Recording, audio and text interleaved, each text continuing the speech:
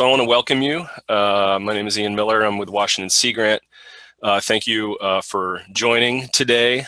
So the focus of today is to get a chance to hear from Katy Serafin, who is a recently minted PhD from Oregon State University, working with Peter Ruggiero and others.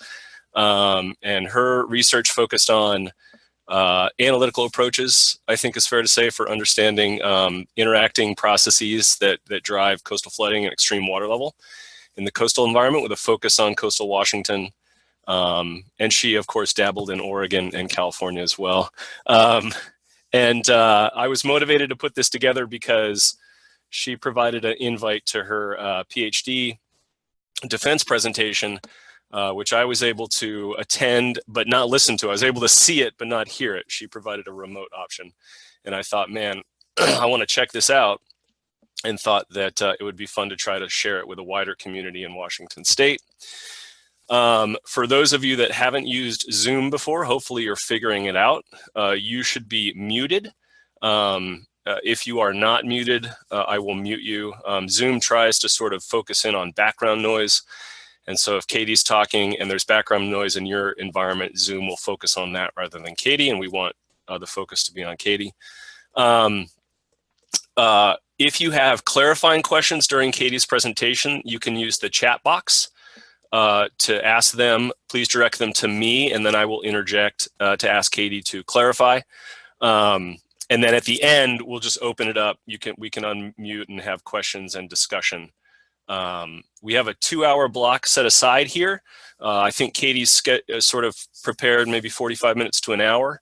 So we should have plenty of time at the end for questions and discussion. With that, I'm going to pass the screen over to Katy, and she is going to get started. Right. Let me see. Well, now I can't remember how to. Just go to the bottom of the screen. Okay. All right. Perfect. All right, there you go. You're all set. Great. So thank you so much for that introduction. Again, I'm Katy Serafin. I'm currently doing a postdoc at Stanford, but I just finished my PhD at Oregon State.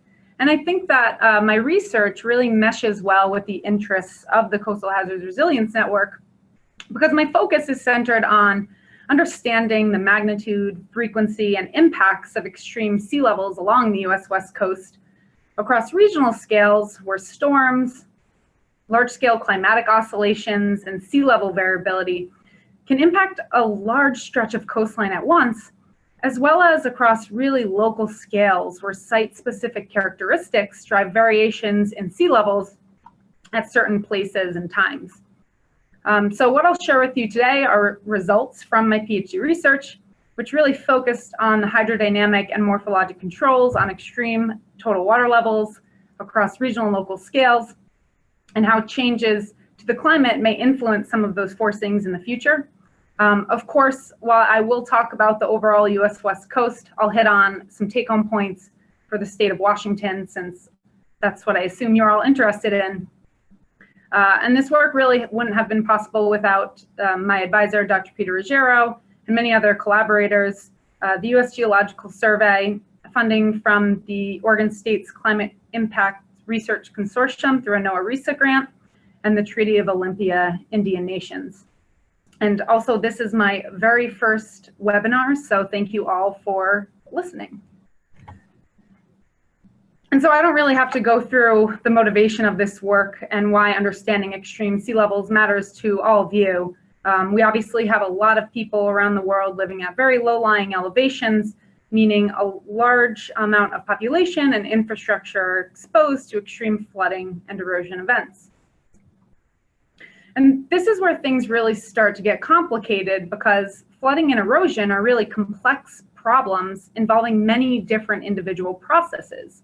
And so, for example, if we look at this aerial photo of La Push, Washington, where the Quileute Indian Tribal Reservation is, the Quileute Tribal School sits only meters away from both the ocean and the river. And so this means large storms can generate winds that create large waves and high storm surges. Heavy precipitation can increase discharge from the river or drive overland flow and flood local infrastructure and the community. And therefore, many times, flooding and erosion is actually driven by compound events. So the cumulative effect of individual processes of extreme or non-extreme variables that can result in an extreme event with a significant impact. And recent research also suggests that the relative composition of water levels matters for the coastal response. So for example, the amount of erosion or flooding in a location could be due to what's contributing to the water level, not only the elevation of the water level. And so our research investigates a sum of all of these variables using a total water level, which is a sum of tides, other processes like storm surges, and wave-induced elevations of the water level. And so to get us all on the same page jargon-wise, mathematically, total water levels are defined as the mean sea level plus the astronomical tide, astronomical tide, plus the non-tidal residual, which is just any change to the water level that's not due to the tide. And then we're also going to include a wave-induced elevation of the water level, the wave run-up. The non-tidal residual can further be broken up into low and high frequency components. And so we can also break it up into seasonality, so a seasonal signal, the high frequency storm surge, and then also monthly mean sea level anomalies. And then finally, at some tide gauges, which I'll talk about towards the end of my presentation, there could be a river influenced water level signal. And so we can imagine this schematically on the beach if we kind of look at a cross section of the beach and think about all these pieces combining as a vertical stacking of water. And what we're really interested in is how high that water level is in relation to the backing beach, so dunes, seawalls, or infrastructure. But of course, in the real world, we don't necessarily have measurements of total water levels or all the individual pieces driving total water levels. We rely instead on wave and water level records from buoys and tide gauges, which vary in space and time.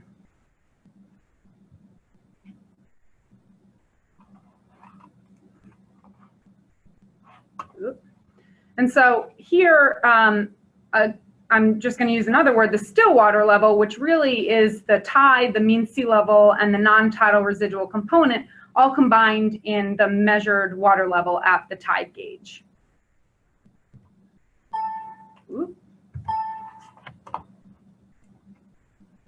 And so here's just one example of a time series of still water levels from the San Francisco tide gauge. And you can see that there's interannual variability to the signal. Some years we have larger water levels than other years. But what we really want to know is what's actually driving those most extreme still water level events. And so using a combination of time and frequency domain filtering, we can decompose the water level signal into its relevant components. So as I said before, now we have time series snapshots of all of these individual components, the tide plus the mean sea level, the storm surge, the seasonal signal, and then finally monthly mean sea level anomalies. But that's only one piece of the total water level. We're also interested in the wave-induced water level elevation. Here on the West Coast, we have one of the most intense and energetic wave climates in the world. And so waves on top of still water levels matters a lot for generating extreme water levels. And here we parameterize the wave run-up using the Stockton 2006 parameterization, which is just a function of wave height, wave length, and beach slope. And so then we can combine our NOAA tide gauge data for any location with wave run-up using deep water wave buoys or hindcasts of wave height and wave period, and we can get a total water level time series for a certain location. And so I'll be focused today on total water levels, like I already said, on the US West Coast from Washington down to California. And specifically, I'll be exploring the most extreme total water levels on record and how those vary across the West Coast. And obviously I'm interested in extreme events because the US West Coast experiences flooding and erosion during high water levels. And as I'm sure all of you know, we know many of the drivers to these, we know some of the drivers to these extreme water levels. Again, we have a really energetic wave climate on the West Coast. There's regional variations in storm tracks and seasonality and winds that drive variation in storm surges and lower frequency signals like the El Nino Southern Oscillation, which during positive phases can increase water levels for months at a time on the coast. And the US West Coast was hit particularly hard by the last El Nino, driving the largest measured shoreline retreat on record. And over the past few decades, we've seen increasing trends in many of these processes. So there's been increases to wave heights, increases in storminess, and then obviously varying rates of sea level rise due to varying rates of vertical land motions on the West Coast. And we can continue to look at how these might change into the future. Sea level rise will increase on the order of 50 centimeters to 1 meter by 2100. There's a lot of uncertainty in future wave climate if waves will increase or decrease, but there's a potential shift in storm tracks. And then there's a possible increase in the frequency of major El Nino events. And so in order to address how these future changes to the climate may impact total water levels, we really need to understand what drives extreme total water levels and their associated impacts along the US West Coast. And so to first begin to think about what drives extreme water levels, the first part of my research I'm going to share with you is how the individual processes driving extreme total water levels vary across the West Coast. And so in order to do this, first we have to create total water level time series at many stations.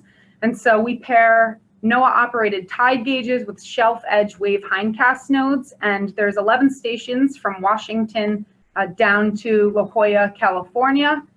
And the diamonds here represent the location of our offshore wave hindcasts, and all of the squares represent our tide gauges. And our tide gauges had to begin in at least 1980, so we wanted at least 30 years of observational data. And all of these time series are hourly time series that are 96% complete or more. And so just to give you an example, here's 4 different stations, total water level time series at Neah Bay, or South Beach, Oregon, San Francisco, California, and Los Angeles, California. And again, what we're really interested in how these are different across the West Coast. And so again, we're interested in the extremes. So first, if we just look at all these black dots where I've highlighted the daily maximum total water levels, we can decompose this variability between stations into probability distribution functions to really explore how the magnitude of total water levels varies across the West Coast.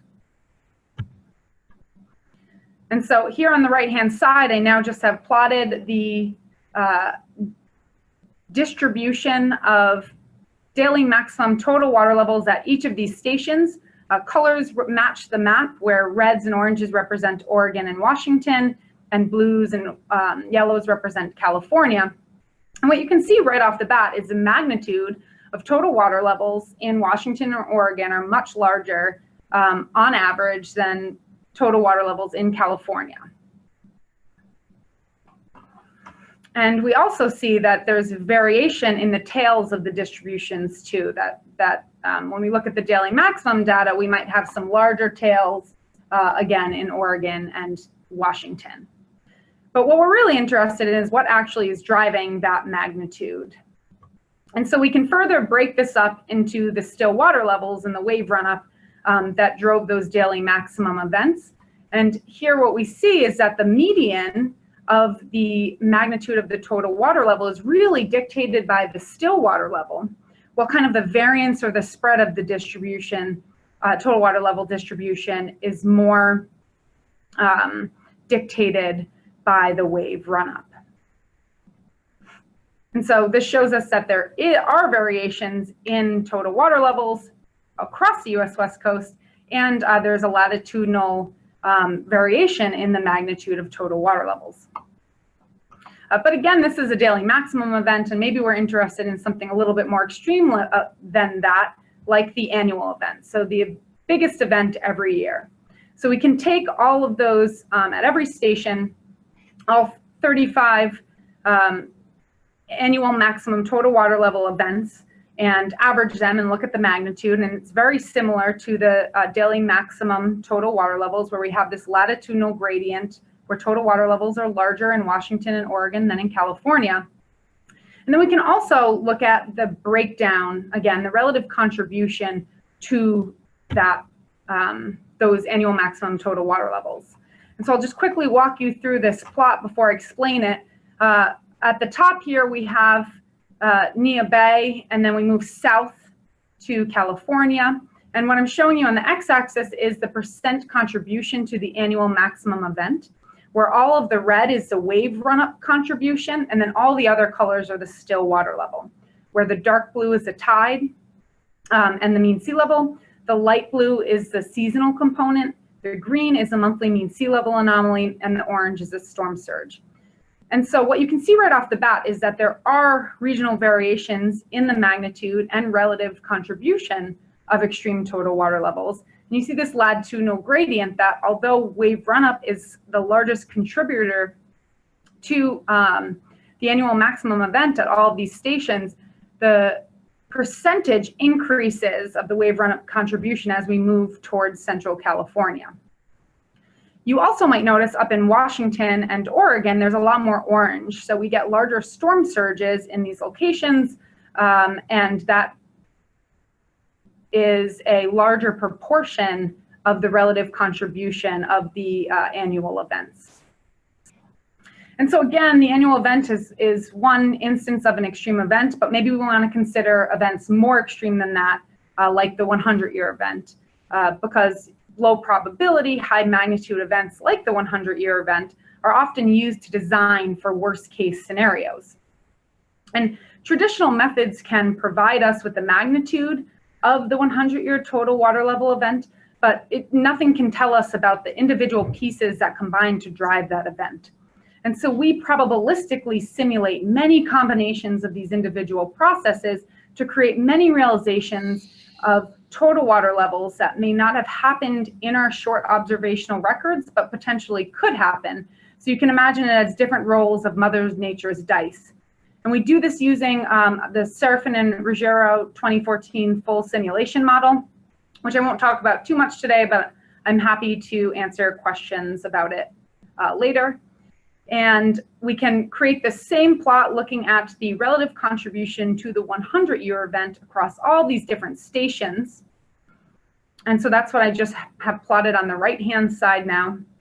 And you can see it looks really similar to the annual event figure, where we still see this latitudinal gradient in the relative contribution, where wave run-up contributes even more now to these extreme events, but a little bit more to the south than up in Washington. But what you can see very clearly is that there's more orange everywhere. And this is kind of intuitive, but when you get out to these really extreme, less probable tail end events, you need to be hitting those really extreme storm surges and extreme wave events to generate that. And this kind of is just a reflection of that even though our storm surges aren't huge here on the West Coast like they are, say, on the East Coast of the United States, they still matter for generating potentially high water level events. And so the main conclusions of this paper really are that there are regional variations in the magnitude of and the relative contribution to extreme total water levels. The maximum total water levels peak in Washington and decrease towards the south. And total water levels in Washington have the highest still water levels, and the relative contribution to them is more influenced by high still water levels. And finally, the wave runup is the largest contributor to extreme total water levels across all locations, but it contributes the most to total water levels in Central California. And so I encourage you to read this paper. We published it at the end of last year in Geophysical Research Letters if you're interested in more details, and it's short, so it's a good read. But maybe the question you're asking now is, if Washington has the highest total water levels, does that mean Washington is the most vulnerable to flooding and erosion processes? And so, you know, do high total water levels equate to more flooding and erosion? And I'll say no, because while extreme total water levels can be generally defined by the combination of the above regional processes, there's a lot more complexities that exist when you interpret flooding and erosion on a local scale. And so some of the assumptions of the previous research I showed you were really to focus on the large-scale hydrodynamic drivers of extremes. And so we use a deep water wave climate, like I mentioned earlier, and we also use a uniform beach slope across all locations to be able to compare them, these large-scale hydrodynamic drivers equally. But we know in the real world, beaches look very different from each other. Some locations are very steep, some are flatter, and that will alter how high the water or the wave-induced water level can reach on the beach. Some coastlines have very high dunes, some have low dunes, and the elevation of the water level in relation to that first line of defense, a dune or a seawall, is really what matters for impacts. And so the rest of the results I'll show you today will really take more of an impact perspective in determining what drives high water levels that actually influence impacts to a location. And we have to do this by going to a more site-specific scale. And so thus we have to start thinking about including the role that morphology, beach morphology, plays in extreme total water levels. Hey, Katy? Yes. Before you move on, there's a clarifying question that I'm wondering if you can address now. Yes. So, and this was in relationship, I think, to the last slide that had the bars with the relative contributions in it. Okay. But the question was, is it fair to interpret that as saying that surge is negligible compared to waves? My sense from your comment that followed was that it's not necessarily a fair interpretation, but can you just wrestle with that question a little bit? Yeah, I wouldn't say negligible. I think it matters a lot on your location. And so some of these places in Southern California, for instance, they just don't get the same amount of storm tracks that we do up in Washington and Oregon. So when you look at these, you know, the annual event, it's not as often generated by high storm surge events as it could be in Washington or Oregon. You know, I think it's all relative in the sense that here we don't really get storm surges over 1 meter, which to people who, you know, study hurricanes and are used to looking at surges of, you know, 15 feet or something like that, you could maybe say they're negligible, but in fact, when you look at flooding processes, which really is what I'm going to get into now, it's really a threshold effect that as long as a water level is higher than some threshold, regardless of if it's, you know, a few centimeters or a meter, you might see impacts. And so I think that storm surge is an important component of flooding events in Washington and Oregon, but waves are hugely important, and I don't think that they get enough credit when everybody's studying sea levels. And I think it's starting to become a larger concept that waves matter for flooding events as well. And so that's really what we've always tried to push in this understanding of waves contribute sometimes a lot more to these high water levels than the overall still water level. All right, thank you.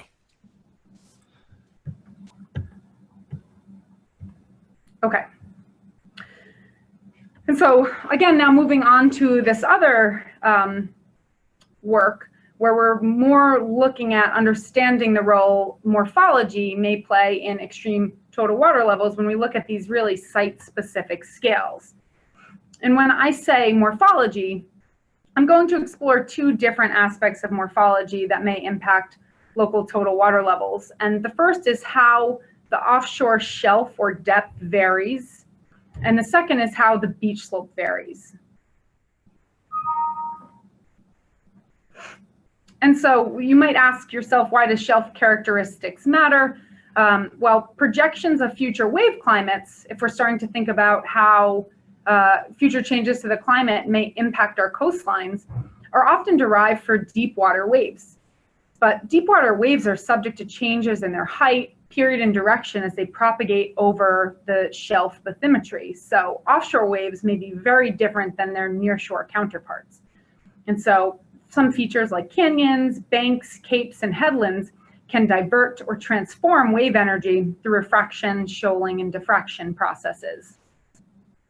And then as for beach topography, we can see that the shape of the beach differs a lot in any location, which drives local variations in the wave-induced water level. And so because our wave-induced water level is a function of wave height and wave length, which is a function of wave period and beach slope, in being able to get accurate depictions of high water levels along a stretch of coastline, we really need to include these, the variation in this morphology. And so let's dive into our study sites. Again, I've picked one in Washington, one in Oregon, and one in California. We'll be looking at the North Beach subcell in Washington, so the stretch of coastline just north of Ocean Shores, Washington.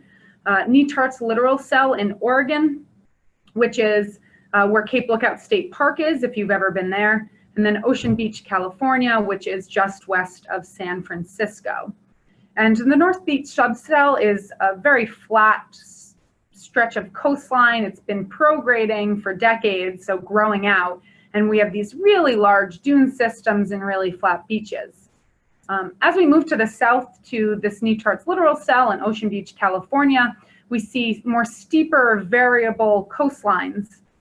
The Netart's littoral cell is bounded by two headlands, and Ocean Beach is our most developed study site. You can see that there's a seawall in this northern stretch of the location, and then towards the southern extent of the littoral cell, there's some big dunes and bluffs. And so we picked these areas because we have really high resolution temporal measured beach slope data, and we have a lot of LiDAR surveys that also get very high spatial resolution of beach slope data.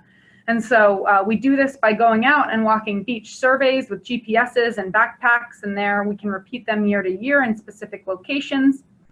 And then we can also use airborne LiDAR surveys to extract very high resolution spatial beach slopes. And when I talk about beach slope, I'm really looking at the measurement, a linear fit between the shoreline and the dune toe, so the base of the dune elevation or structure, whatever is backing the beach.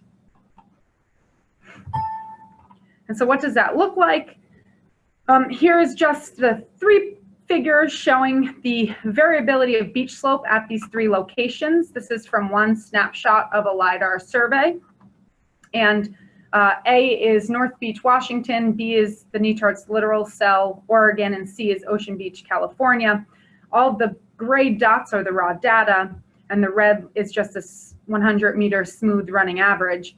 And what we can see is that on average, beach slopes in Washington are much shallower than beach slopes in California, and less variable. And so we have a lot more variability and variance in the beach slope in Oregon and Washington in these study sites compared to our, Oregon and California compared to our Washington study site. I also want to show you the more regional shelf bathymetry of these areas.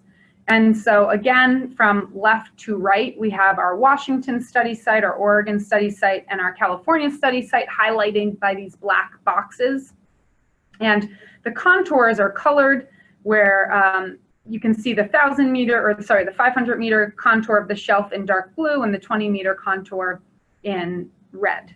And what you can see at how different the shelves are offshore of these locations. We have a lot of canyons offshore of the North Beach subcell. Off of Netarts, there's a few banks. Again, it is bounded by those two headlands, but it's rather straight and parallel, or shore parallel.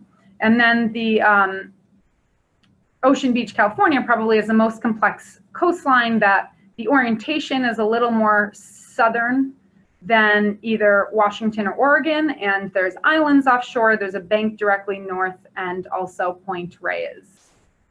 And so what we're interested then is to consider how total water levels now vary along these three study site locations using spatially varying beach slope and waves transformed to the near shore, so using spatially transformed waves as well. And so the next figure I'm going to show you is more probability distribution functions of total water levels at these three locations, considering these near shore transformations of waves and variable slope. And so this is just the distribution of the top 10 total water level events for every year at these three locations.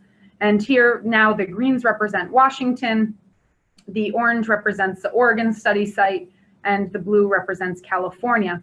And when we bring this longshore variation into the picture, on average, total water levels are now the lowest in North Beach and the highest in Oregon. Because when we add in beach slope variability, Washington has lower slopes, so even though it still gets a very extreme wave climate like that of Oregon, the water levels are lower because of the lower beach slopes. And here, Ocean Beach, California has a much wider spread of the distribution of total water levels due to that beach slope variability we saw earlier. But again, we're interested in what's actually driving those total water levels. And when we look at the breakdown of the relative contribution, where on this top panel we have still water levels, and the middle panel we have the contribution or the distributions of the wave run-up for these extreme total water levels, we can see that still water levels are still the most important influence or driver on extreme total water levels in Washington, and wave run-up is more important in Oregon and California, which is really similar to the work I presented earlier, but the differences are more profound. And then we can also take this wave run-up, the actual wave heights, periods, and directions across the three locations that drives those extreme total water level events. And I think the most interesting aspect of this is if we look at these distributions of wave height, we can see that small waves can drive large total water levels. And so this is something I'm really interested in thinking about and investigating further when we think about compound flooding or erosion events, that you don't need the 100-year storm event to get, or sorry, the 100-year wave event to get a very large total water level event. You could have waves that are 2 to 3 meters driving some of the most, the highest total water levels in any given year. But I told you before that we're going to start considering more of an impact perspective. So let's see how now, when we're looking at these more locally complex total water levels, how they actually impact the coastline at these three locations. And so we define impact by impact hours per year. And this is really just how often the total water level reaches or exceeds some contour on the beach. And for this work, we're going to use the dune toe or seawall or cliff toe as our contour. And on this left-hand side, you can just see a picture of what that would look like when the water level is actually hitting the dune. And on the right-hand side is just a schematic. And so at each of these locations, we take the average of the longshore varying dune toe, which we also have, and then can compute how often our total water levels on an hourly basis are actually over that contour. And so if we look at the impact hours per year across all sites, our dunes are a little bit higher, and the dune toe in North Beach, Washington is the highest at 5.1 meters on average. In knee charts, it's 4.8, and in Ocean Beach, it's 4.9 meters. And so not only do we have the lowest total water levels in Washington, but we also have the highest dune toe, which means we're going to see the least impacts. And so here, when we average across that entire stretch of coastline, we get about 10 hours per year on average of impacts in Washington, 160 hours per year in the knee charts littoral cell Oregon, and 70 hours per year in Ocean Beach. And what's interesting is the average differences between total water levels at each site is only around 50 centimeters. And because you have, like I mentioned earlier, flooding or erosion is really this threshold process that even small variations in the water level can really change the amount of impacts on the beach.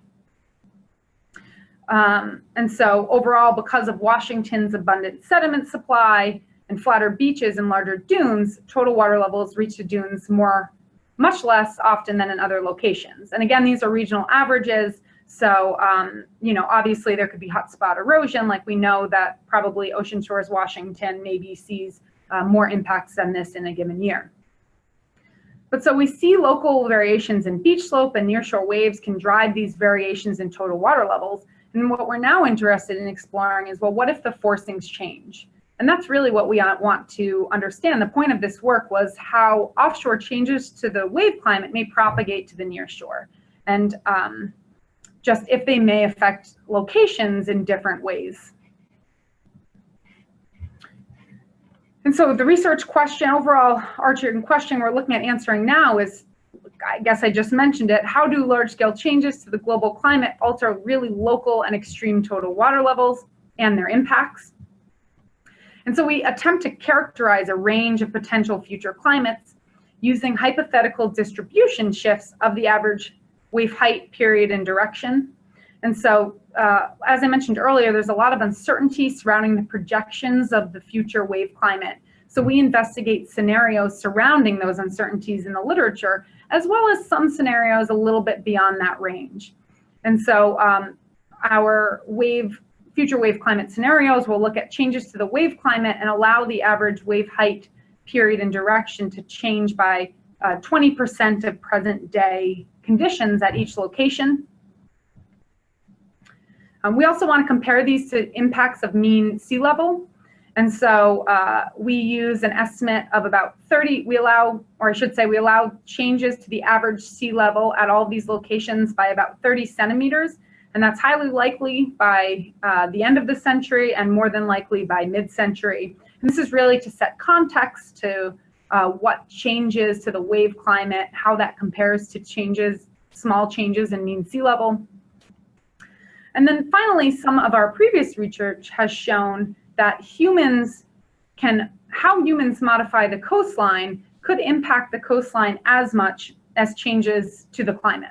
And so we also investigate 2 future management scenarios where we allow beaches to steepen or flatten. And this would really occur when, for example, if we put up riprap revetments or seawalls on our coastline, it stops the dune from eroding, but as waves break on the seawall, there's no more sediment supply source, and they can often start eroding the beach and create a steeper beach profile. Whereas if we replenish or nourish the beach, you add a lot of sand to the beach and you end up flattening out the profile. And so here we're just going to compare how future changes to the wave climate, future changes to mean sea level, and then future alteration to the beach slope, possibly by human modification, may impact these different locations. And we allow these all to change independently of each other, so just one forcing at a time. And so I want to first point out something that's pretty intuitive to us, and that's sea level rise. And so here again, the colors represent our 3 different locations where green is Washington, or our study site in Washington, orange is Oregon, and blue is California. And what we're looking at is a % change in impact hours per year on the y-axis. And then on the bottom, just the physical change in sea level of -30 to 30 centimeters. And what's intuitive to us is that as sea level increases, there are increases to the impacts. But I think what's really interesting here, and maybe not as intuitive, is if you look at the spread across the different sites, that as small of a change of 30 centimeters of sea level rise can double or triple impacts depending on where you are. And so we can also add on all the other forcings I mentioned earlier, and now we have wave height, mean wave direction in the second panel, peak period in the third panel, beach slope in the fourth panel, and then sea level. On the y-axis, we're looking at the percent change in impact hours per year. And on the x-axis now, we're either looking at the percent change in that forcing or the physical change in beach slope and sea level.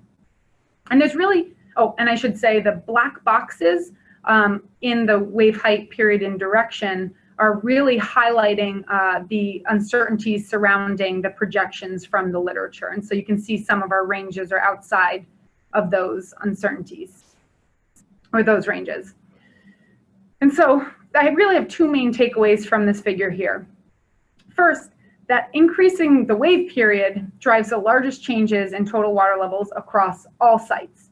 Even when you consider what's in the range of future projections, we have much larger changes to our coastline, or to these three different locations, to impacts at these three different locations, compared to what the projections may show us for wave height or wave direction.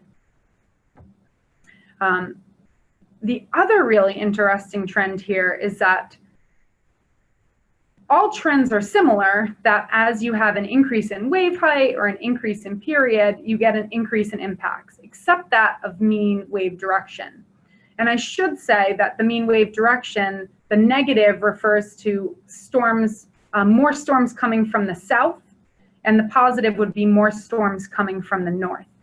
And what we see is that California behaves very differently than Oregon and Washington, in that when waves come from a more southerly angle, we increase impacts in that location, and that's the opposite is true for Washington and California. And so these scenarios really provide a first glimpse into how the same change in wave climate or sea level may influence the exposure of coastal communities to extreme total water levels differently based on location. And so the overall main conclusions from this work is really that extreme total water levels are driven by a distribution of forcings. On average, the extreme total water levels are the lowest in Washington due to shallowest regional beach slopes. Small changes in the magnitude of total water levels, so centimeters, can drive large changes to impacts. You can have a doubling of impacts. And then finally, future climate scenarios show the same offshore change in wave climate may drive local differences in total water levels and their impacts. And so it's incredibly important to begin to take into consideration future changes to the climate, but at our local scale. And this really has started to help us understand how large-scale changes to the global climate may affect our local hazards. So all this work thus far has really focused on these open coast locations, but as you can see from all of our study sites, most of them are backed by some kind of bay or estuary, and we know that there's a lot of locations around the US and on the West Coast that have population in these bay environments or along the rivers. And so the last aspect of my work really is switching to thinking about, well, what about including estuarine environments? And so here I'm going to zoom into an even more local scale and investigate the idea of compound flooding, so from ocean and river processes in a community in Washington. And I kind of, foreshadowed the community I was going to be working on at the beginning of the presentation, where we're really going to explore flooding that occurs in the community of La Push on the Quileute Tribal Reservation, and what the dominant drivers of flooding are. And so you all may be familiar with this location because it's on the Washington coast. Maybe you've been there, worked there before.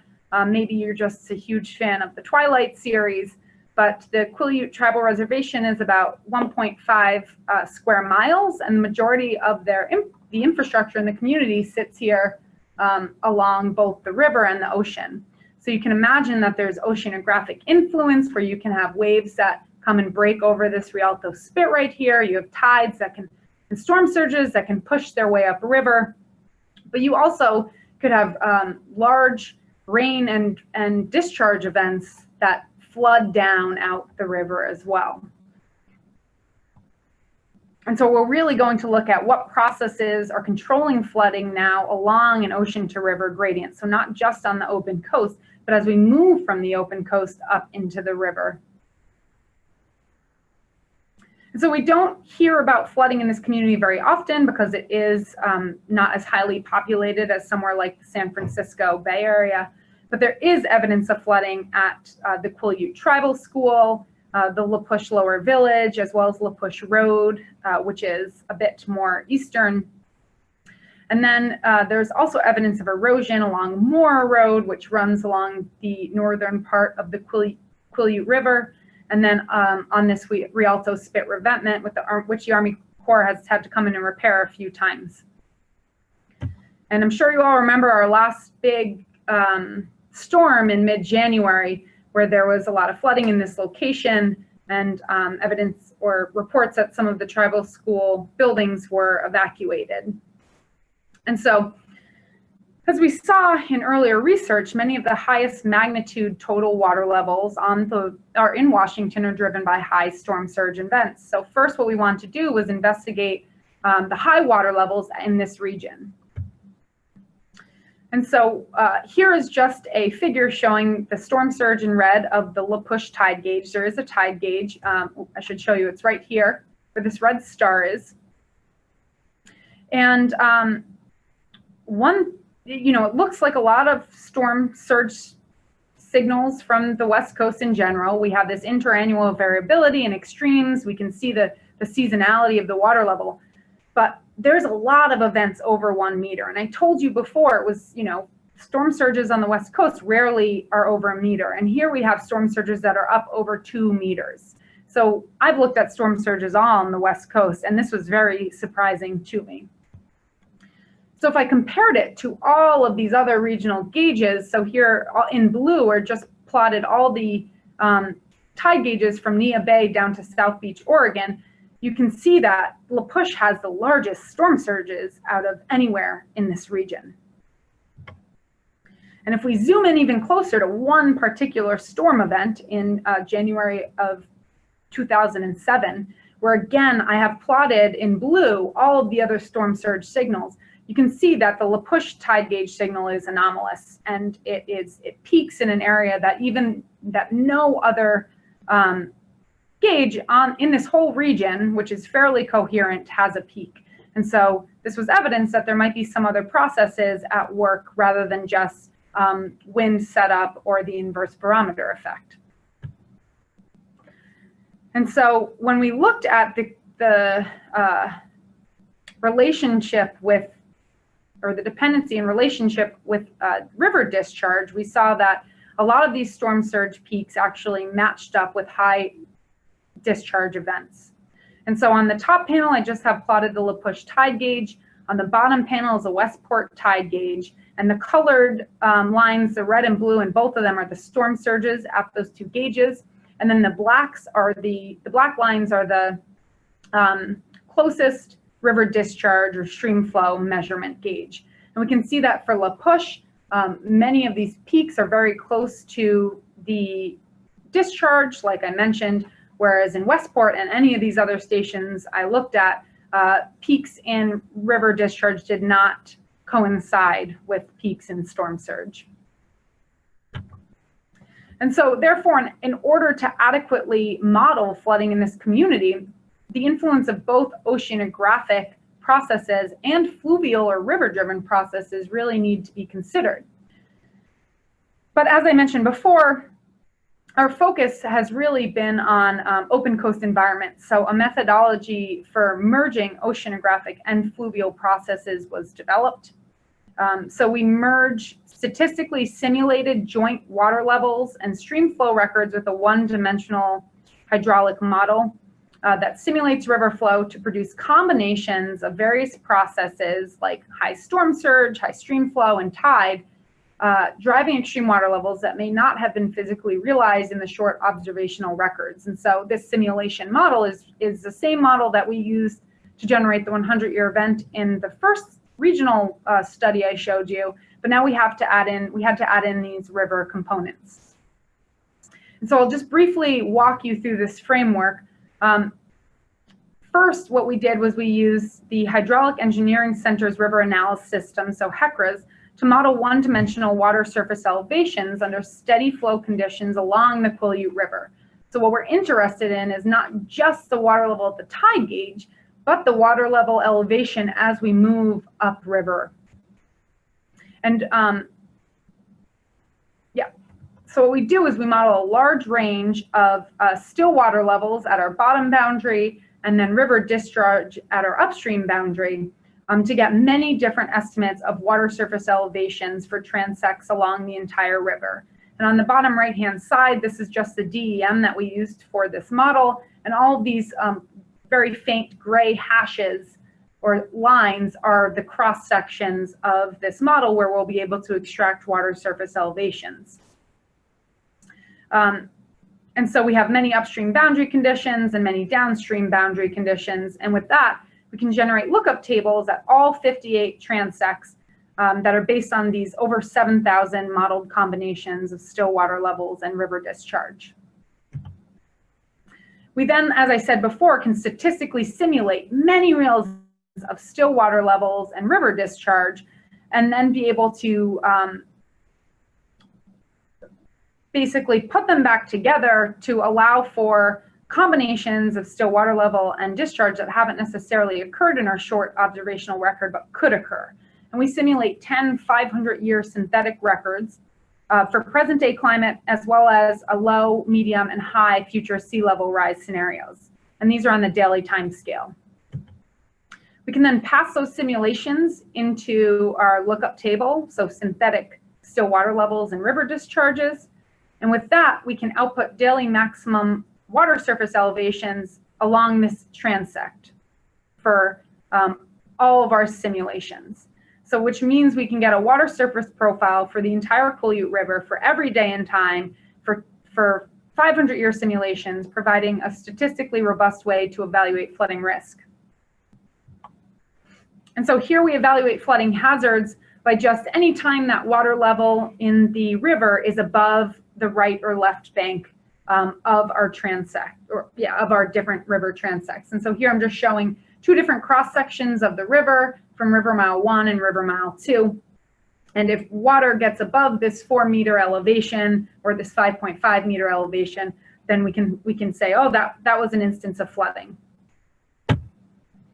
So now we can look at along the river, the amount of days per year that flooding occurs, and start to pick out areas that might be more vulnerable to flooding. And so here we see the largest amount of flooding occurs between River Mile 2 and 3, where there's actually not a lot of infrastructure. But that has up to almost 5 days a year of flooding. We're down by the tide gauge, and River Mile 1, we see less than a day of year per year of flooding. So that just means there's not flooding every single year. We can also pick out all those instances that flooding actually occurred to start looking at what's actually driving those flooding events, since we know the bottom boundary and our upstream river discharge boundary that the statistical model simulated. And so here I'm just going to show you, as we move upriver, what's actually driving flooding events. And all these dots, the different colors, relate to different statistical simulations, but each dot is an instance in time where at that location flooding occurred. And so we can see in the vicinity of the tide gauge, which is down here by the marina, flooding is really driven by high still water levels. So across all ranges of discharge here, we can get flooding. It's only when the still water level is high that flooding occurs. As we start to move up to river mile 1, we start to see a slight, very slight curvature, showing that maybe during larger discharge events, or while it's still, there's a lot of dependence on high still water levels driving flooding, during high discharge events, we might also see flooding. When we get to river mile 2, we see that you can get flooding during lower stream flow events and high still water levels, and high stream flow and low still water levels. So we really start to see at river mile 2, both ocean and river processes matter. And by river mile 3 and 4, really only high stream flow events are driving flooding in these locations. Again, I told you we also looked at how future sea level rise scenarios added onto these simulations may affect flooding as well. And so this is just showing the same plot I had earlier, but now with our low, medium, and high sea level rise scenarios on it. And what we can see is that, under high sea level rise scenarios, some of these locations, flooding can increase from less than 5 days a year to over 20 days per year. And under a high sea level rise scenario, those scatter plots I showed you before show that flooding will increase across all of these sea level rise scenarios, and then the ocean influence starts to get further reaching, can start to reach up to river miles 2 and 3 more strongly. And so really, the overall conclusions of this work were that we developed a method that can provide a statistically robust characterization of where river, ocean, or a combination of the two may be important for generating flooding. It really illustrates that considering compounding processes, so both still water level or high ocean events and high river events, is really important when evaluating flooding in this area. And this framework allows for the incorporation of future climate scenarios, showing increases in mean sea level, increases the amount of instances of along river flooding, and slightly alters the processes driving flooding. And our continuing research will investigate the influence future changes to high discharge events has on flooding as well. And so I have some very broad overall take-home points from all of this work, and then some more Washington-specific ones. And I know I presented a lot of material, but I really felt that this research tells a really interesting story together. And I tried to give you some cool results. I skimmed over a lot of methodology, but I'm happy to answer any questions about it, either after this or later at another time. But the overall take-home points from all of this is that the magnitude of total water levels are driven by a combination of oceanographic, geomorphologic, and fluvial processes, which vary in their relative importance, depending on the location. And our research develops methods for quantifying the possible impacts of climate change on extreme flooding and erosion events. And then finally, understanding the generation of coastal hazards, predicting where they occur, and projecting how they may change in the future is really essential for increasing the resilience of vulnerable coastal communities. And so for some really more specific take-home points for Washington, when we only consider regional large-scale climatological forcings, extreme open coast total water levels are the highest elevation in Washington due to a high tidal range, high storm surge from more storm tracks and regional upwelling compared to Oregon or California. So in Washington, high still water levels and big waves create a setting for possibly the highest magnitude total water levels in the region. However, when considering local morphology, Washington total water levels are actually lower than in Oregon or California due to their flatter beaches. Of course, this doesn't mean that there's not hotspot erosion. What I presented was longshore average data and for a very specific site, but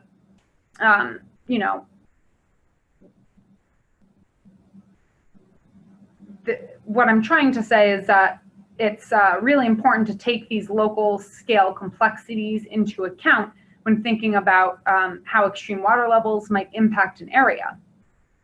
Speaking of impacts, on average, the North Beach subcell is impacted the least by high total water levels compared to our other study sites. However, when we saw considering future climate impacts, some of the impacts at North Beach increase the most with some of the variables, and that likely is due to the fact that impacts to this area are currently low. And really, for the most part, beaches in the North Beach subcell have been growing or prograding, but because of this combination of big waves and high still water levels, if beaches were to steepen or dunes were to erode, Washington could see some very high water levels and resultantly large impacts.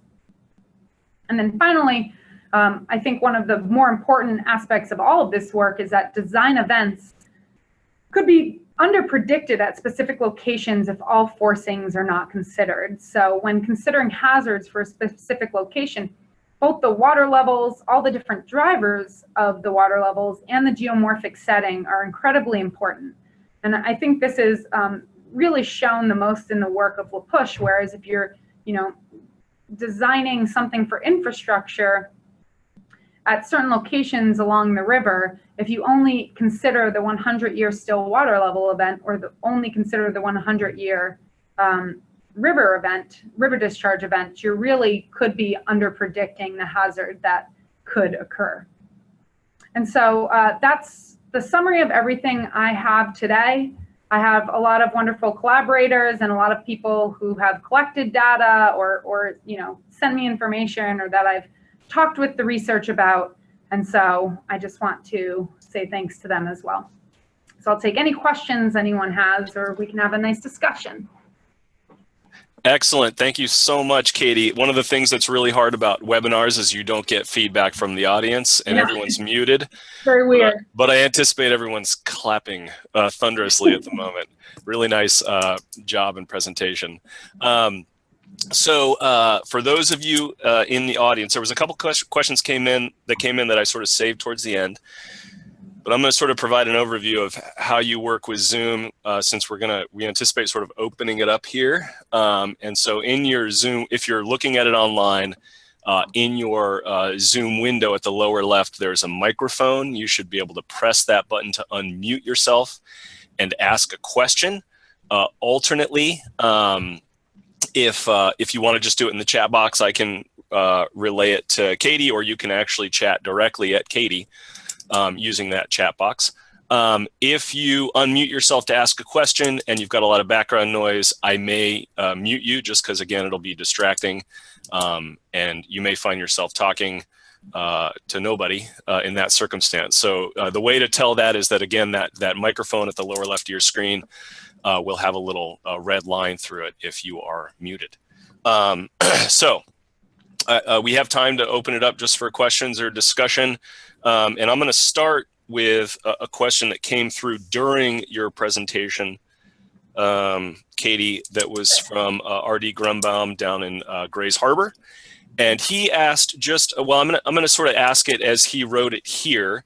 How would a subduction zone event alter the outcome of water levels? And I think really just in general, what are the implications of what you've done, considering this other hazard that we have that's associated with both land elevation and extreme water levels? This is a problem with studying chronic coastal high water levels and hazards on the west, or at least in the Pacific Northwest. You can't ever get away from the questions about tsunamis and subduction zones. And so obviously it's important to plan for the catastrophic as well as the chronic, but our focus is definitely on the chronic. If a subduction zone event did happen, we would have a drop in the elevation of the land. And so probably a lot of my results would be moot, in the sense that the elevation of the water levels would be much higher in relation to the beach topography, the dunes. And so you likely would have more severe chronic events after a catastrophic tsunami. That being said, probably the coastline itself would be destroyed, and so any places that had dunes, they may or may not survive it. And so that's not it's not a great answer, but obviously the subduction, a change in the elevation of the land, whether it's, you know, all at once or variable along the coast, would really affect a lot of these results. And feel free to ask follow-up if I didn't articulate anything clearly. Excellent, thank you, RD. Do you have, if you're still listening, I don't know if you have a follow-up, or if we'll take that as a no for the moment. So I have about 7 questions, but I'm going to just try to open it up. Oh, by the way, I also forgot to mention that if you want to show your smiling face while you ask the question, you also have the option of turning on your camera down in that same area at the lower left of the Zoom window. You can start your video if you have a video or a webcam connected. So any other questions, discussions out there?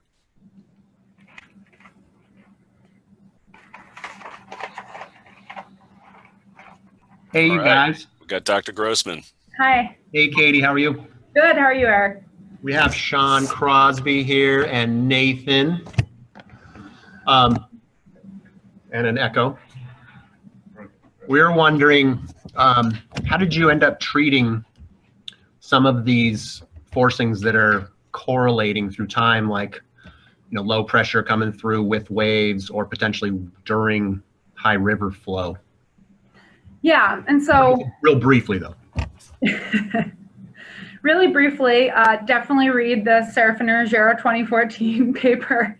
But yeah, and so we created this statistical simulation model that basically simulates wave heights, storm surges, wave period based on conditional dependencies between the variables. And so we're not necessarily modeling off something like sea level pressure, but instead saying that when an extreme wave happens, here's a likelihood that an extreme storm surge event would happen as well.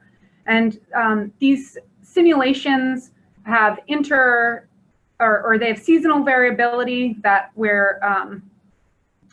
have for extreme events, we model them in extreme space with non-stationary extreme distributions that have a seasonal signal in it.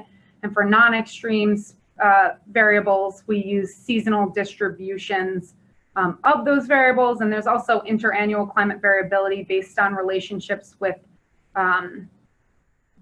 climate indices like the PNA, the Pacific North American Index, or the multivariate ENSO index. And so they're correlated statistically and take into account dependencies between variables and climate variability, but they're not necessarily at this point related to something like sea level pressure.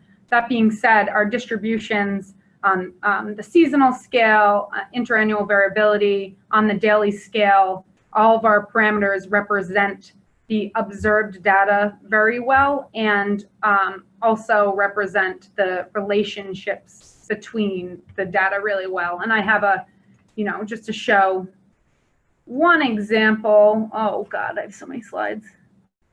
Here's just an example of one of these simulations where the orange is the statistical simulation and the black are the data sets. And so,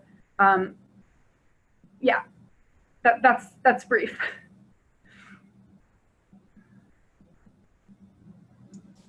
You have a follow-up, Eric? Okay. Other questions?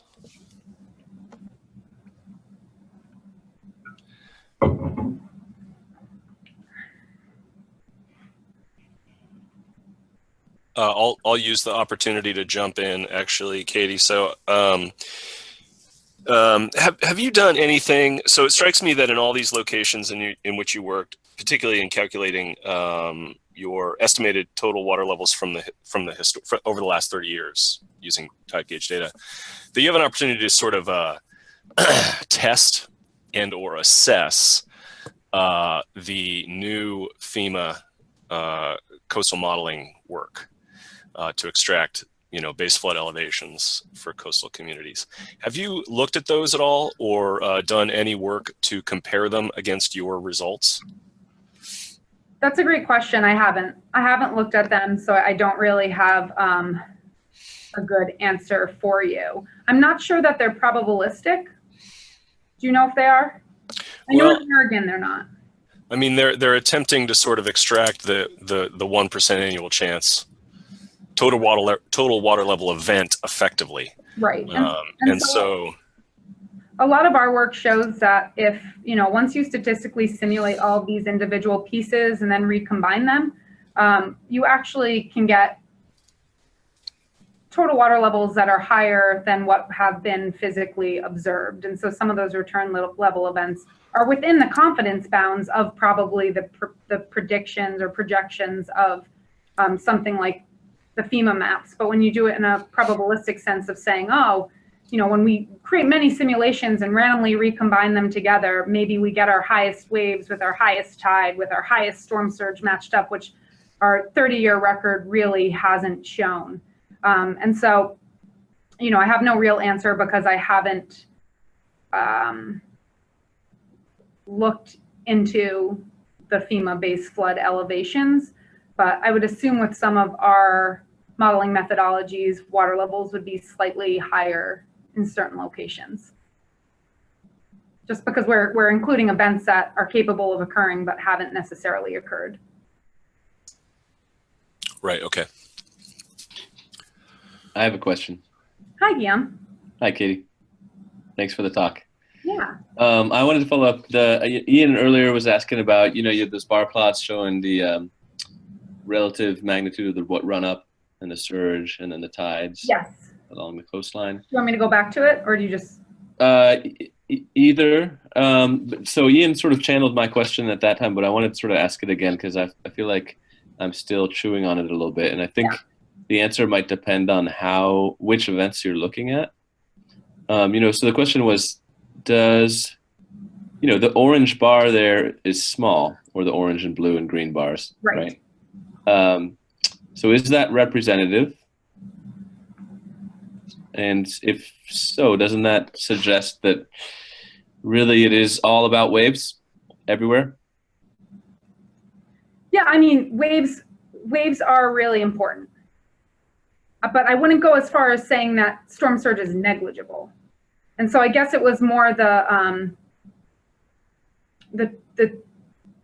word choice that I don't want to say storm surges don't matter at all, because what we're trying to say is all of these pieces matter, because when you look at threshold processes, 10, 20, 30 centimeters could mean flooding or not. I can show you the actual magnitude of the breakdown of those events if you're interested too, because, for some of those locations, we look at the relative contribution of what's actually driving that event. In that work, we kept beach slopes uniform everywhere, like I said. And so Washington has, that was showing results of Washington with a beach slope of 0.05 instead of its average at the North Beach study site of 0.03. And so that would shift dramatically that not dramatically, but water levels would matter a lot more if I recreated that.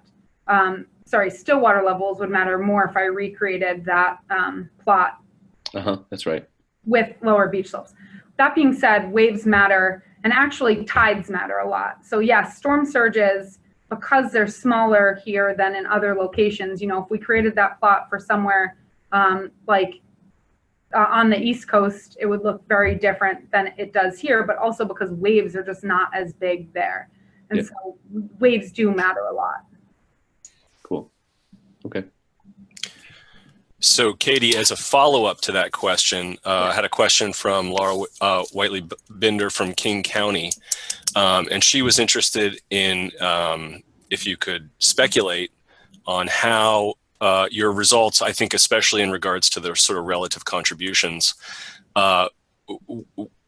would be if you had explored this same question in the inland sea, in Puget Sound or San Francisco Bay as an example.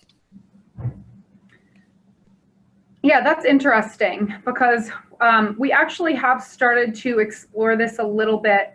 So when I had my collaborators up, Kai Parker is a PhD student at OSU that he'll be finishing up soon, and we're kind of starting to, a lot of his research has focused on looking at the spatial variability of total water levels in Grays Harbor, and actually how the water level in the bay is very different for different given events than the tide gauge water levels are. And that's due to because, you have different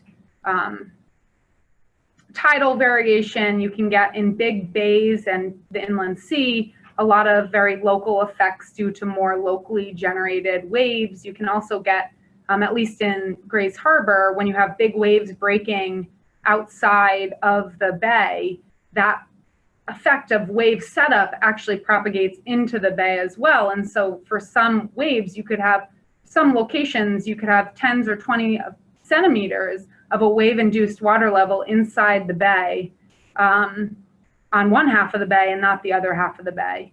And so I don't know if I so much can say how, speculate exactly how water levels would be different. I think that in smaller confined environments, waves wouldn't be as large of a contributor to high water level events. That being said, we've started to find that in somewhere like Grays Harbor, waves are not negligible in their effects from just wave breaking outside of the bay. And so I think, as we I think it's really important to be thinking about these local scale complexities. And because what we're finding is that the tide gauge in Westport does not represent the tide, what the water level necessarily is in Aberdeen.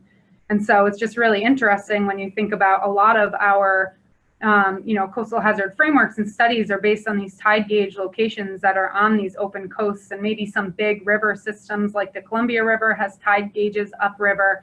San Francisco Bay has a lot of tide gauges around the bay, so you can get a better idea of maybe local water levels in the bay, but there's a lot of spatial variability due to just local scale processes that, we're not accounting for by using one stationary estimate of a water level at a tide gauge.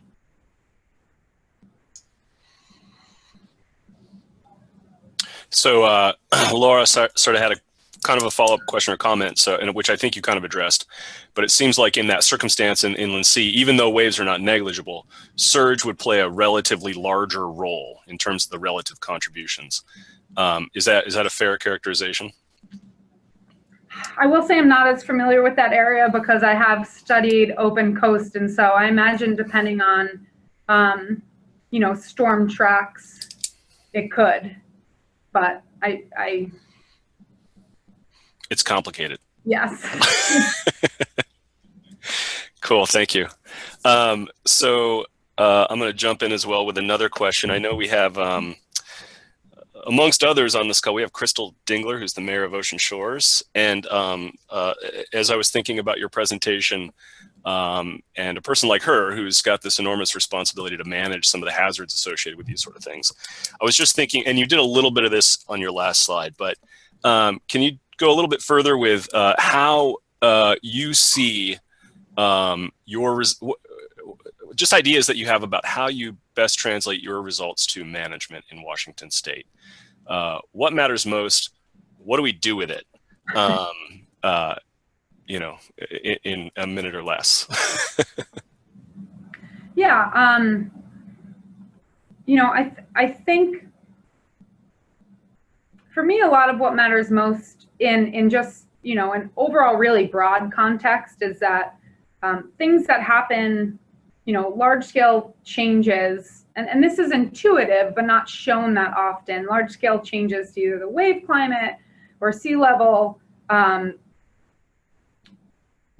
what's happening offshore isn't really representative of what's happening onshore. And I think when we are doing hazard assessments for areas, that regional work I did, it can really inform, I think, what type of processes are important. But in order to really generate hazard zones or understand flooding, you really need to get very site specific. And for water levels, things like beach morphology does matter a lot, and where waves break and how they break matters a lot. And so I think if anything, some analysis like this could help figure out what's important for hotspot areas. Like I said, Ocean Shores obviously is a place that has been eroding compared to the rest of the North Beach subcell. And I don't, I didn't have to do the research I did to tell you that. Anybody can kind of see that. But I think what can help in the work that I do is further exploring, well, what kind of solutions can help if we know that water levels in Washington are high. We have some large still water levels. We have a large tidal range. Waves affect the coastline more when you have steeper beaches. And so if there's ways to make sure the beaches aren't as steep, that can help with some of the, I guess, higher water levels site-specific areas might see. That being said, these are parameterizations too. We're not actually out there measuring total water levels. That's hard to do. And so well, it wasn't the best answer, but.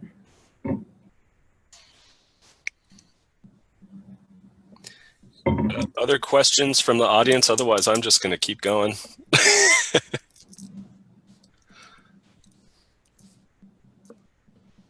Or if you're having problems unmuting yourself, also let me know via chat. So Katy, so I think this kind of relates to the last question, and I thought that that conclusion from your results associated with the beach slope reducing total water levels in Washington State was really intriguing and cool, because it suggests that kind of management option for managing hazards, which is managing your shoreline, right? Which I guess makes a ton of sense, but in a different way than we might intuitively jump to. However, I didn't quite catch. So you had a sort of I think it was in slide 38, in which you had a point about small waves driving extreme total water levels. And I didn't quite capture or digest that point. Could you kind of revisit that a little bit? Yeah, and you didn't quite capture it because I really did not explain a lot of the methods and results of that particular research. I cut a lot out. And so in that research, in that overall project, we focus on looking at both comparing at these 3 study sites, total water levels using offshore waves and a regionally consistent beach slope, total water levels using nearshore transformed waves and a regionally consistent beach slope, and then total water levels like I showed you and presented using both spatially varying beach slope and spatially varying waves to really pull out how wave transformations can affect total water levels, and then also how this beach slope variability affects total water levels too. And there we were using a slightly different metric for extremes. So instead of just looking at the annual event, we were looking at the 10 largest total water level events any year. And so that was about 350 events for our 35-year-long time series. And that was really just to give us, more events to be able to look at more extreme water levels rather than just basing it off of an annual event. And really, what I was trying to show or say was that when you consider the forcings of total water levels on the shore, because of wave transformations, they're not necessarily the same as what the forcings would be if you just use an offshore event. And so for something like the 100-year event, or that is a massive big storm event that likely would affect the entire region, you pretty much could say that storm event would be the 100-year event onshore as well. But when you start to look at higher frequency,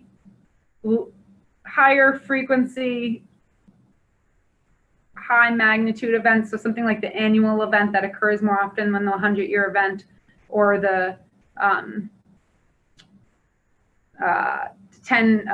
total water level events in any given year,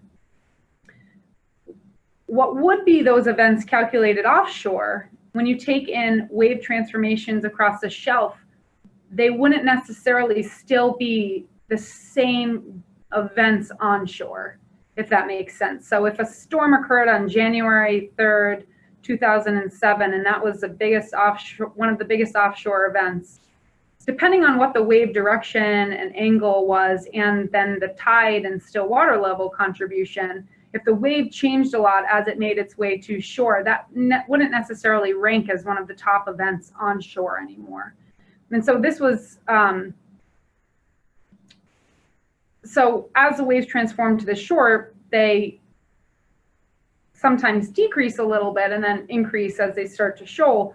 But also you just have this larger range of events that could drive high total water levels, which means some of them end up being like only 2 to 3 meter high waves. And that happened more in somewhere like California, where a lot of the extreme events from offshore waves were generated by storms coming from the north.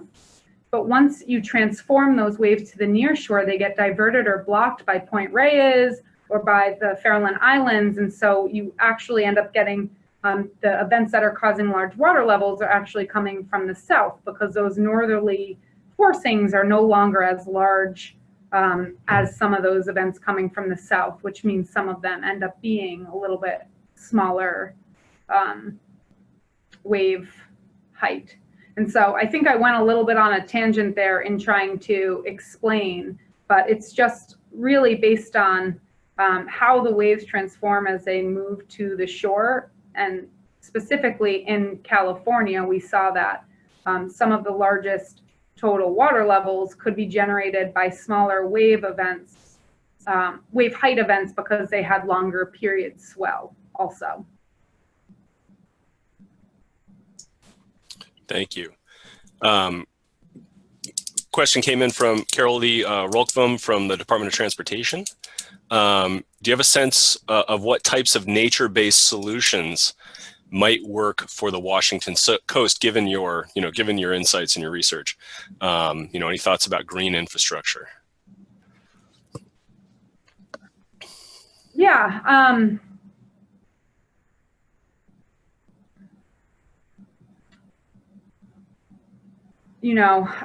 An obvious one I like to go to is just, vegetating dunes. But I know that's easier said than done, in the sense that if you have kind of this area like ocean shores that kind of is this hot spot of erosion, even if you dumped a lot of sand there and, tried to vegetate the dunes also, there's some local interactions that are happening there that it's more than just having a flatter beach that's driving high water levels too.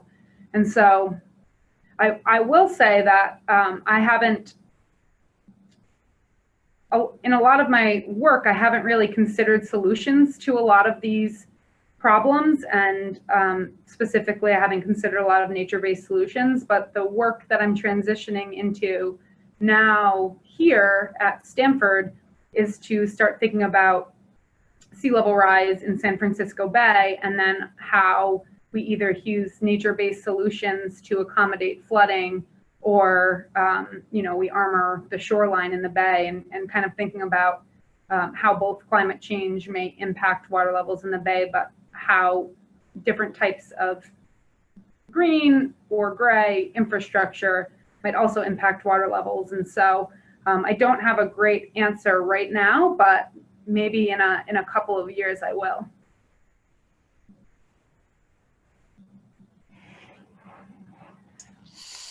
Excellent. I have a question here. I don't know if you have it or I have it.